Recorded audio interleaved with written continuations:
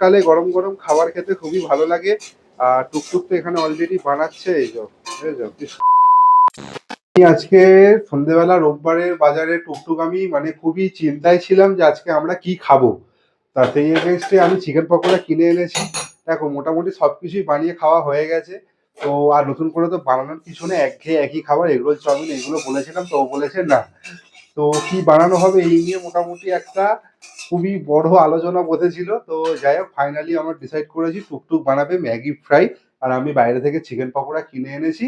তো সেটা দিয়েই আজকে সন্ধ্যেবেলাটা কাভার করা হবে, সানডে স্পেশাল। আর এই যে এখানে টুকটুক দিয়ে দিল, এই যে সবজিগুলোকে বয়েল করছে। চিমনিটা চালা, চিমনি লাগিয়েছে দেখো, চিমনি না জ্বালিয়ে ইয়ে করে দিয়েছে, বোঝো ঠেলা টুকটুকে। টুকটুকে দেখো মানে যা বেরোনোর তো বেরিয়েই গেছে অলরেডি ধোঁয়া, আর কি চিমনি চালিয়েছে এখন সবে। তো টুকটুক খুব সুন্দর যত্ন সহকারে রান্না বান্না এই যে এখানে করছে। মানে শীতকালে গরম গরম খাবার খেতে খুবই ভালো লাগে। আর টুকটুক তো এখানে অলরেডি বানাচ্ছে। এই যে বুঝেছো কি সুন্দর বানাচ্ছে। তো সেই হচ্ছে ঘটনা যে আজকে সন্ধ্যেবেলা বাইরের কোনো খাবার না, ঘরেরই খাবার। বাইরের একটা খাবার, চিকেন পকোড়া। চলো বন্ধুরা টাটা, অবশ্যই সাবস্ক্রাইব করে দিও। চলো টাটা।